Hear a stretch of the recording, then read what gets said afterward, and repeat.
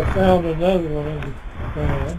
I Okay. like that one better. Welcome Oh, to the Rotary Club, January. Boy, I'm jumping ahead a little. July 27th, Rotary Club of North Texas. I'm the new president. Thank you for having me. We got our old president and our older president, and and I Hey, think Four our president seasons. elect is on the phone.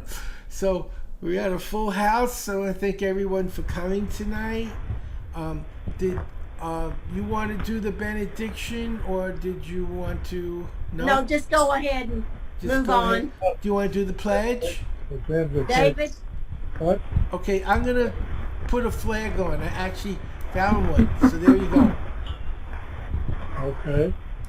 You will join me in the pledge. I pledge allegiance Allegiance to to the the flag, flag of the United States of of the United States America, of America, to the and republic to the republic, which stands to the people, one nation under God, indivisible, with liberty and and indivisible, justice with for all. liberty and justice for all. Perfect. Okay, I'm gonna go back to stop sharing, and yeah. Okay, so I just have a few things that I was asked to mention. Give me a second. I gotta find the information in the page. This is something Linda. We want to welcome Dick Straya back to the club tonight. We're very glad that he's decided to rejoin us. Linda said he may not leave us again. It's also his 65th wedding anniversary, so he won't be on tonight. He'll be watching the recording, but we want to say hello to Dick and thank him for coming back. I also want to mention that the dues are due. If you haven't paid your dues, we just got our RI notice this morning, and we have to pay them. So please, if you haven't paid it, make sure you send it to Linda. Linda, did you want to give them a place to send it to so they can reach you? 31. Okay, it's 3121 Lark, Lark Lane in Irving, Irving, Texas 75062. Also, on the due statement that I sent out, you can click on the little icons and pay it by credit card. Which is what I did. It's very easy. You just click on it, you pay your bill, and you're back in the club, or you stay in the club, whichever. So, Hey, Linda, when did you send that? I'm sorry to interrupt. It was in the latter part of June. Okay, I all right. am Thank you. not, right now I'm in Louisville, Kentucky at a sorority Mhm. international convention just starting tomorrow. And so when I Okay. get back home, I will send out another due statement. thank you. Okay, thank you. And let's see, is there anything else that we need to discuss tonight, Linda, before we introduce our speaker, or is that everything? Well, if anybody wants to go, I think it's on Thursday night, the 5th is the, or that's a week, but it's the 5th. It's a Thursday night is the awards banquet for the district. I have submitted two things, but you know, we'll see how that comes out. But I won't be there. Okay. Neither will David. Quick question, Emily. When I introduce you, I see that Joe isn't here. Is he with you, or should I introduce you by yourself? Unfortunately, just me tonight, so hopefully that's okay. He just got back from a long road trip with his family and was beat. So I told him he can have the night off and I'll present for him. Okay, then I'll just introduce you instead of both Thank of you. you, Howard. Thank you. I appreciate it. Okay, but I want to thank Emily for coming. The topic is the RISE Scholarship Program. It's part of the Guatemala Literacy Project. It's one of the largest grassroots multi-club projects in Rotary. Since 1996, the GLP has served more, that's impressive, 225,000 students in need. And Emily is the marketing and outreach coordinator for Cooperative for Education, with a background in international humanitarian work, and her role is to connect service trip volunteers and student sponsors. She's also a member of the E-Club of Silicon Valley. I'm just going to say on the site, Emily, I'm the world's fastest reader. I'm going to put my email in the box, and I would love for us to speak. Maybe I could do something to help with some of what you're doing through my club. We do a lot of trainings around the world with kids on how to learn. So that's my direct contact. I hope that you don't mind me giving that to you, but if it's something I can do to help, we can do it through my club as well, because we always look to help people. And with that, I will shut up. I will put myself on mute and turn it over to you. Please go ahead. Thank you so much for a great introduction, Howard, and congrats on your presidency. Welcome to the new term. And thank you so much for the E-Club of North Texas for welcoming me. I'm sorry Joe couldn't be here, but I'm thrilled to talk about the work that we do in Guatemala. And I have about a 15, 20-minute PowerPoint presentation. Feel free to drop any questions in the chat, or you can ask them at the end in a Q&A session. But I'm going to go ahead and share my PowerPoint. If everybody can see some smiling young ladies now. Perfect.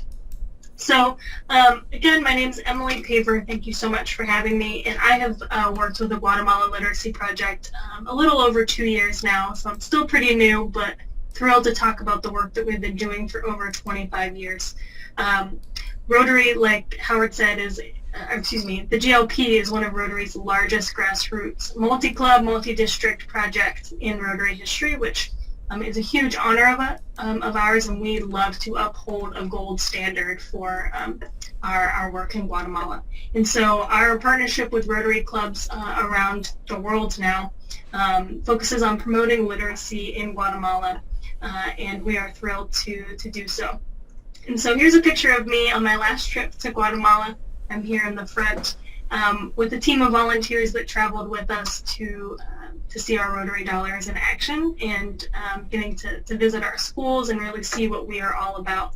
I really miss traveling there. Of course, we've had to halt travel due to the pandemic, but this is one of my favorite locations. We're on an overlook of the historic city of Antigua in Guatemala. And this here behind us is actually a volcano. There are many active and dormant volcanoes across Guatemala, which is really wonderful to experience if you've never experienced that before. Has anyone from this club ever been to Guatemala or Central America before? See some no's. Okay, great. So I'm excited to talk more about Guatemala and the great need there. But I wanted to show you a map of all of the amazing Rotary clubs that have supported this project over these 25 years. And so those 600 plus clubs that Howard mentioned have come together to really do some amazing things with Rotary Dollars. And so we've been able to fight illiteracy in Guatemala, and when we first started, the literacy rate for indigenous Guatemalans was about 2 out of 3. So 2 out of 3 indigenous Guatemalans could not read or write.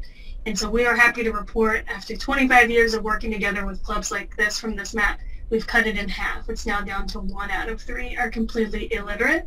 And I'll go more into the reason why this program is so necessary, but I just love showing this map because I often ask myself as a Rotarian, can I change the world on my own, right? Can I make a lasting impact around the globe on my own? And the answer is yes, but by working with other Rotarians. Our power comes from working collectively, and we've been able to do so many amazing things over many, many years, and this project is one of those amazing things, I'm happy to report. And so together, those 600 plus clubs have been funding all of these map points here. All of these flags across Guatemala have served that almost 250,000 students in 25 years. And that's enough to fill an average baseball stadium about 5 times over. So we are thrilled to have a lasting impact in Guatemala. And really, we're going to focus on one program today, but I'll quickly outline the 4 programs that we have in Guatemala. First, with our little kids, we focus on literacy at a young age. So our Spark reading program is all of the purple flags on the map. So we're starting at the primary school age, training the teachers on how to teach to read, and then providing a beautiful library of children's books in Spanish for the classroom. So that's all the purple flags. And then at the middle school level, all of the orange and the blue flags are our computer and textbook programs. So we're printing textbooks in Guatemala and providing them to the classrooms in 4 subject areas.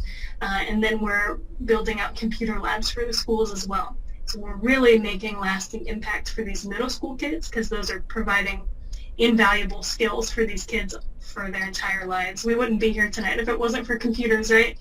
And then today we're going to focus on the RISE program. So all of the green map points here are 731 individual RISE scholars.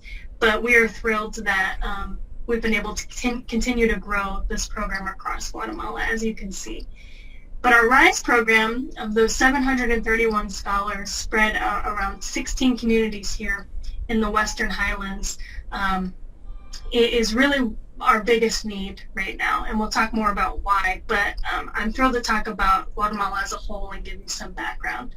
So here's Guatemala, and it is a Central American country, very mountainous, population about 17 million, 40% of that population being indigenous Guatemalans. So think direct descendants of the Mayan civilizations that we learned about in school. Those communities are still very much alive and well today and very diverse. Spanish is the official language in Guatemala, but there are over 23 indigenous languages spoken by these descendants of the Mayan and Aztec civilizations. So very diverse, vibrant culture.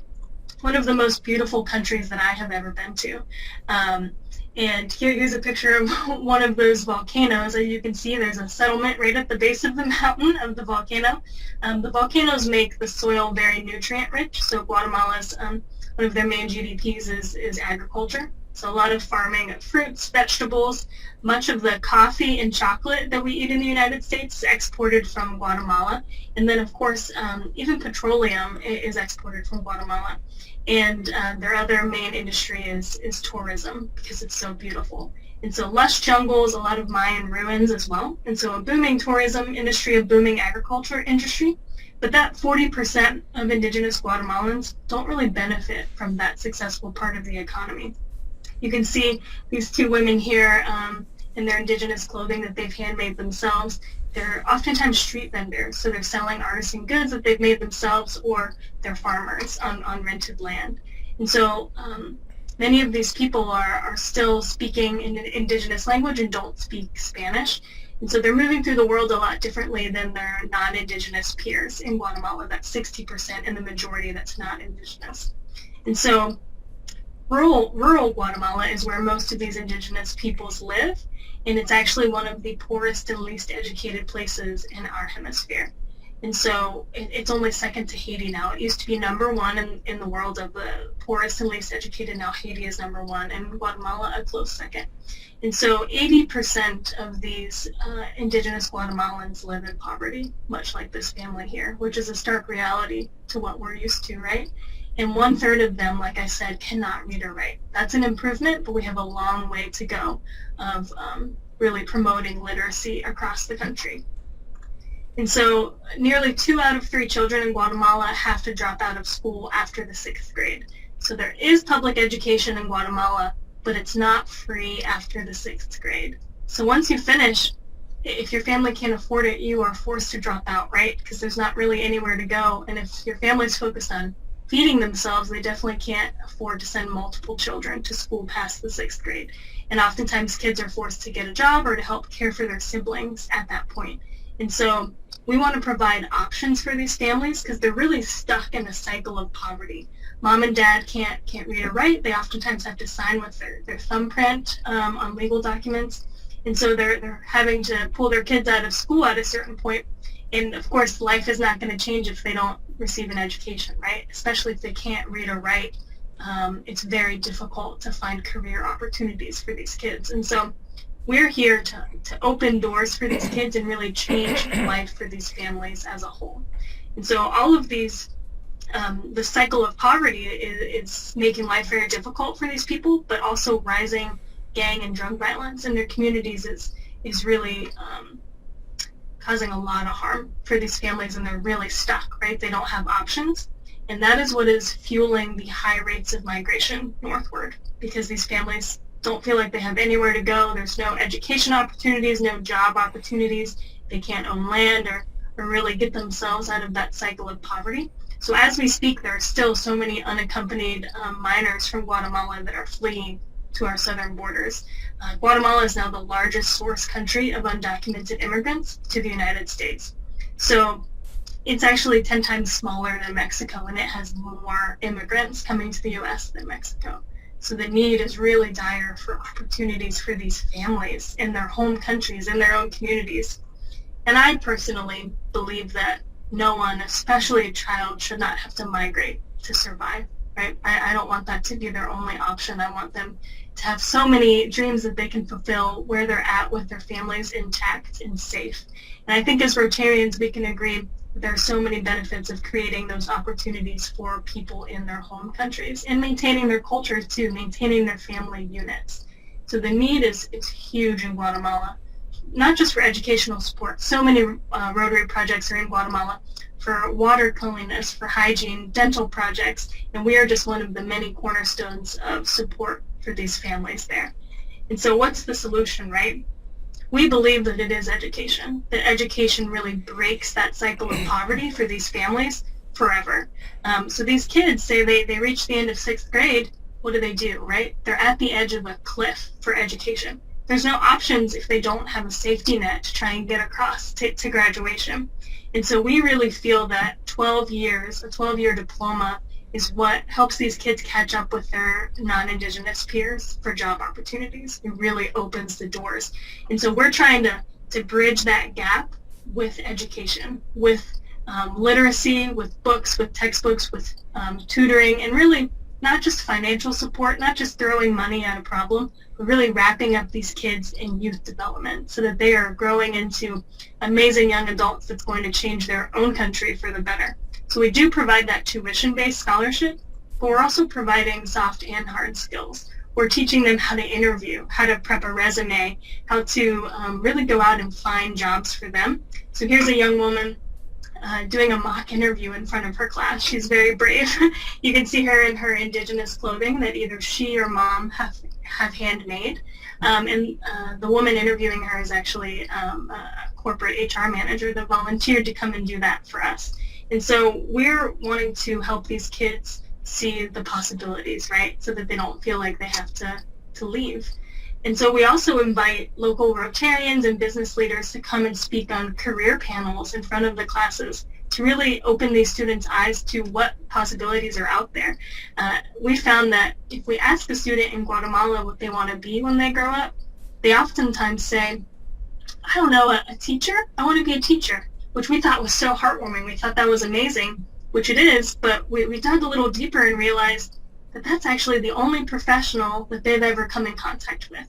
They've only seen mom and dad farming or being a street vendor. They didn't realize that there were accountants and architects and doctors and engineers out there that they could become too. And so getting people that look like them, that speak their language, to come into the classroom and talk about the importance of education is really life-changing. And so this is one of our favorite parts when we compare with Rotary clubs too to make that happen. And this would not be a Rotary project if we did not focus on the students giving back to their communities too, right? And so we actually have designed in their high school curriculum that they conduct their own community service activities. So here's a young woman that chose to put together food bags for the homeless in her community. This young woman that is still in such great need too, she's helping the people in need in her village, which is so amazing. And so focusing on educating one child at a time might seem small, but it really has a huge ripple effect across the entire country of Guatemala. Because educating one child, especially a young girl, we see that there's a need for girl scholarships 2-to-1 for boys, and we help all of them, but the girls are especially in need culturally because they're oftentimes kept at home. They're not sent to school, and they need these scholarships to go and get an education, which changes the overall dynamic of the family too. Usually the kids are healthier when the mom or the girls are educated, and that changes the family dynamic for the better, which changes the community overall, and it ripple effects where more and more families are applying for these scholarships and encouraging their students to stay in school, which then will help heal Guatemala as a whole. Guatemala is a country that has struggled for many years and dealt with a lot of civil strife and government corruption and rising gang and drug violence, which of course attributes to those high migration rates. So we're aiming to change that, which will change the world as a whole. And so we know that little by little we're going to make a lasting impact in Guatemala. And I chose a specific story to share with you that I really love talking about. One of our students, Anselma here, she's a shy 6th grader, and she was really on the edge of that cliff where she was going to have to drop out of school. And she was finishing up sixth grade, but super bright, super promising young girl, and desperately wanted to stay in school. But she went to her dad and said, I want to keep going to school. Please let me keep going to school. And he said, I'm sorry, I only had 3 years of education. Your brothers have had 6. You've had 6. That's plenty. I'm not going to send you more than your brothers, and we definitely cannot afford it. She went to her teacher and said, is there anything that I can do to try and stay in school? Help me convince my parents to let me stay. And her teacher said, yeah, there are these scholarships that you can apply for through this RISE program, and I'll talk to your parents about it. So her teacher went and said, you don't have to pay anything, Mom and Dad. Just let Anselma apply. She's going to get accepted because she's so smart. She's doing great. And she did. She got accepted to this RISE program and went on to become the first person in her family to graduate from high school. So here she is, 15 years later, not just a high school graduate, but a college graduate as well. 3 generations of Indigenous women here. Anselma, her mom, and her grandma. But Anselma's the different one, right? Mom and grandma are completely illiterate. They've been desperately poor their entire lives. They have to sign their name with a thumbprint or with an X. But Anselma is the outlier, right? She received an education. She's gone on to become multilingual. She speaks multiple languages, Indigenous languages, Spanish and English, and is a college graduate and making 4 times more than her dad was as a farmer. So he is now happily a believer in this program, right? He was happily wrong that he shouldn't have let his daughter go to school. And so it's so amazing that one student, one scholarship, a nominal amount of money has broken the cycle of poverty for this family forever, right? And they're believers in education being the key. And the added bonus is that Anselma is now married and has a daughter named Abigail. So here she is with her daughter, and Abigail will never need one of our scholarships, right? We don't have to fundraise for another scholarship for her because Mom and Dad can pay for her to stay in school, and they value that education. So again, the RISE program has broken that cycle, and we don't need to financially support this family anymore. They can support themselves. And so that's really what we're here for, is getting these students to graduation, getting them across that graduation stage with a 12-year degree, because that's where the job opportunities really are available to them. So the graduation rate before the RISE program for these Indigenous students is typically 1 out of 10. So 1 out of 10 kids are graduating. And if you can imagine your community, what it would look like if only 10% of the kids graduated, life would look a lot different, right? And so once in our program, we have an 8 in 10 graduation rate. So 80% of these kids are graduating, and 87% of them are going on to either get jobs or continue their education in a skilled trade or university. So that is a staggering improvement to that 1 out of 10, right? 8 out of 10. And an added bonus is that over half of them have gone on to fund their siblings' education as well. We had no idea that that was going to happen. And so one scholarship becomes many scholarships for these kids, and it's changing their families forever. And 100% of them are getting out of that extreme poverty level, like the photo I shared, and that highly decreases their need to migrate. They are far less likely to have to flee their community to find job opportunities. So this is huge because the pandemic happened, right? How did this impact our students in Guatemala? And we know that Guatemala is one of the many countries that is way behind on the vaccine. And of course, they don't really have an existent healthcare system, especially out in these rural areas. So COVID-19 has truly devastated Guatemala and its economy. All of that tourism that made the communities vibrant and thriving, that's had to halt. And we see that migration is at an all-time high because there just really are no options, and many families are falling from poverty into extreme poverty, where they're having to split up and try and go find any way to survive. So our team has done an amazing job at going out into the community, doing wellness checks for our students, getting them books, ensuring that they have printed out curriculum for their classes, and doing online trainings where available. So we have been so proud of our team, but we do know that these scholarships are needed now more than ever. We have to ensure that any student that needs a RISE scholarship can apply and get one. So our hope is that we can actually double the size of this program over the next 5 years specifically to help cope with the future side effects of the pandemic all around the world, but specifically in Guatemala for these families. So we know that with Rotary's support, they've already helped us do so much that we really can grow this program to serve twice as many students. So that's huge. And we have so many clubs that have supported us, so I included a few words from them so you can see that this is really a vetted project through Rotary. Janet and Bob, they're from Sayville, New York, and they actually traveled with us on our last trip in February 2020 before we had to postpone, but they said this is the perfect project for them. Jim Hunt, he's a past district governor out of Ohio, and he said that one or two members of his club supported an international service project, and now everyone does. Everyone contributes monthly, and they now sponsor, I believe, 3 RISE students as a club, which is pretty amazing. And then, does anyone recognize this blonde woman on the left by chance? Familiar face. So this is actually incoming RI President Jennifer Jones for 2022-23. Oh, he was about to say that, yeah. She's a huge supporter of this program, and we could not be more proud that she has endorsed the RISE program and is now sponsoring her second student. This is her where she went to go meet her student Rosa in 2018 and see her graduate. So we are thrilled to have her support and thrilled to see her coming in as a future RI president. And so I know that fundraising has looked a lot different in the last 18 months, right? It's been very difficult for clubs, so no pressure at all. But it's one thing that I love to ask of clubs is just to consider one RISE scholarship, to see if it's possible for your club to come up with the money to support one student in the RISE program. And so what are the numbers, right? That's the next question. It costs $80 a month to fully sponsor a RISE student.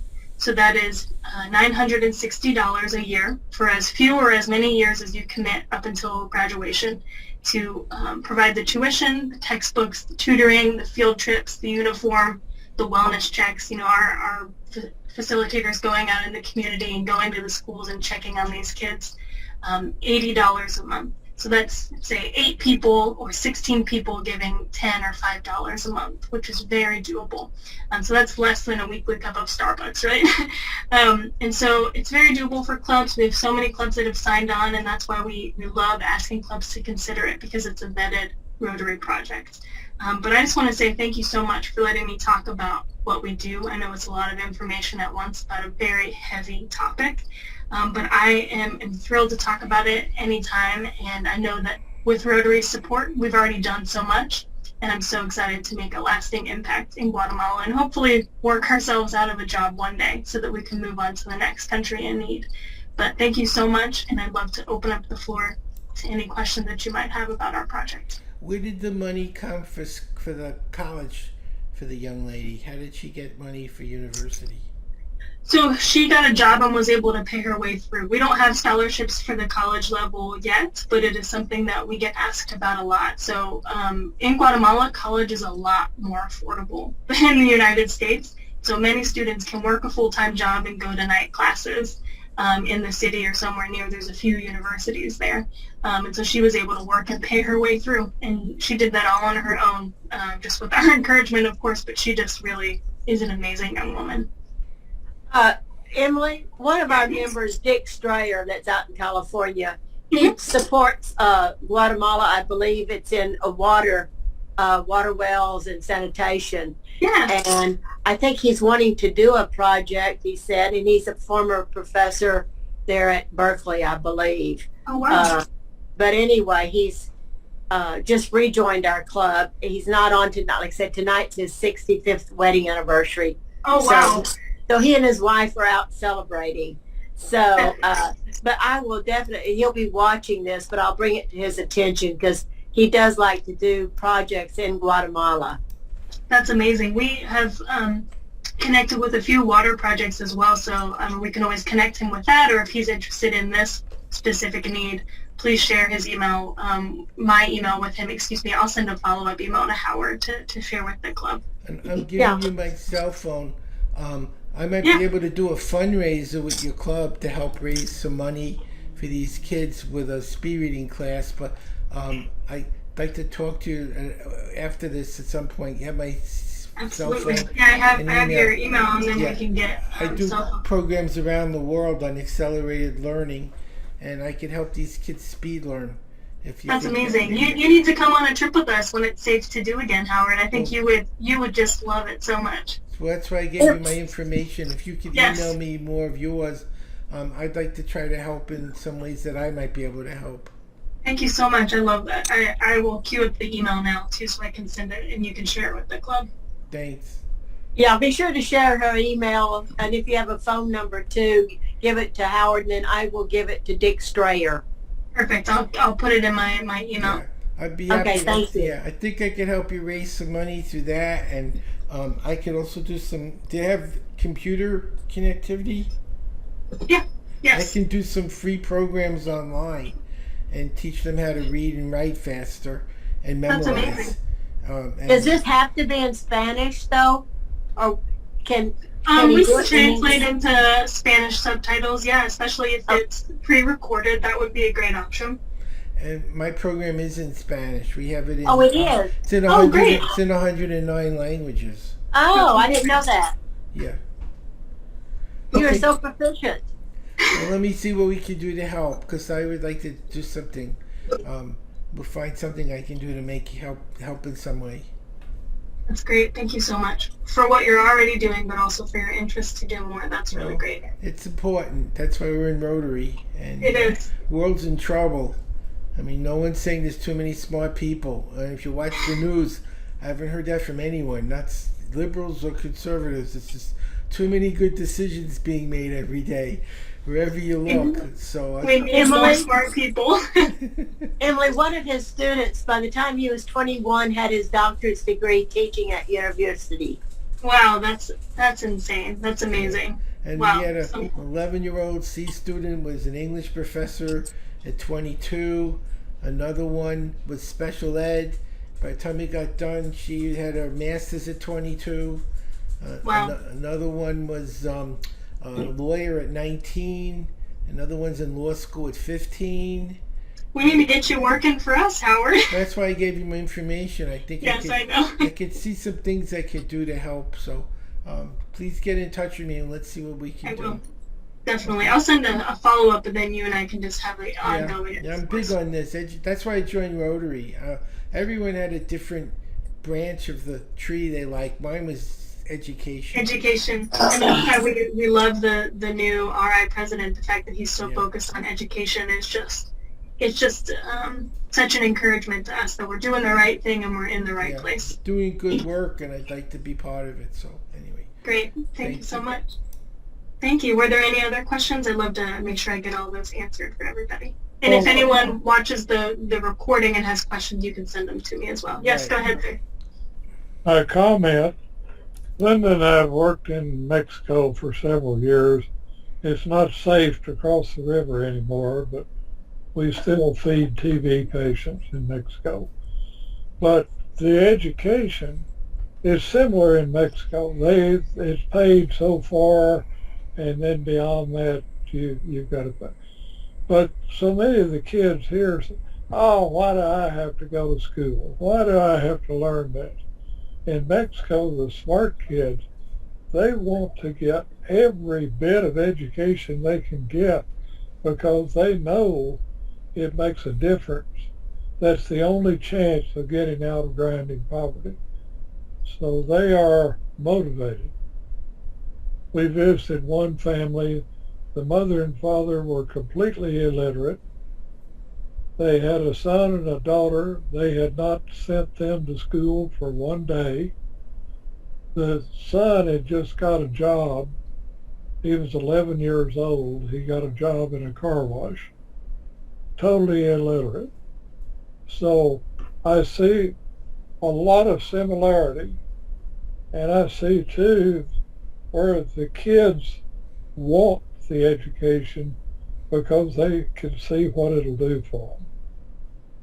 Yeah, you said it perfectly. And that's one amazing thing about our program is that the kids apply for it and we go and we talk to them and we make sure that they are motivated and want this. And they always do. They know that it's going to change their lives forever, and we can share stories of how that's true. And so it's just like a self-fulfilling prophecy where we can show them, like, look at these kids before you, look at what they've been able to do, and how life is so much better. It's so much, the success there that they can see, it's just amazing. I can't describe it. And so going in and seeing from the beginning of where a student is not in our program and how their life changes after they're in it for however many years, it changes their life for the better. And they go from having to live in a shack with a dirt floor with, multiple siblings to just a life that's so much more like they deserve. So it's just really amazing to see how one child at a time in whatever country. It's just so amazing. Yes, ma'am. Shirley Weddle has come on. She's the new president of an e-club for suicide prevention and brain health. Mm-hmm. And so they deal a lot with depression, whatever. And so, she might be able to do a program. Shirley, I'm offering your help. Yes, I'll be glad to do that, Linda. Thank you. Thank you so much. Yeah, thanks for the work that you're doing, Shirley. That's amazing. And that's an issue that we're dealing with every day with these students where, they're dealing with abuse at home, or maybe mom or dad is an alcoholic because of the terrible situation that they're so stuck in. And so we're really trying to instill value in these kids, that they are worth it, and that, we care, and that they can be successful. So thank you for what you're doing. I'd love to stay in contact with you as well. Yes, and Linda knows how to connect us. So Linda, if you could help us with that, I'd appreciate it. Thank you We so much. chartered last week. She had 49 members. She's since gotten 3 more. Great. So It's she's amazing. Question. No. Are you teaching entrepreneurial skills to any of these kids? Yes, yeah, that's part of our program. So it's Okay. built in, but then they can come for after-school activities where we're teaching them all of that stuff. So you And can help with that. We had a group of kids, 11 to 15. They started a non-for-profit to raise money for Downs, and their first year they made $93,000, and they won the Silver Pyramid for the best non-for-profit in America, beating Rotary. That's amazing. wow. Yeah. That is so cool. So We've that had would be many of our good. students go on to be wildly successful. We've had a few students start their own nonprofits.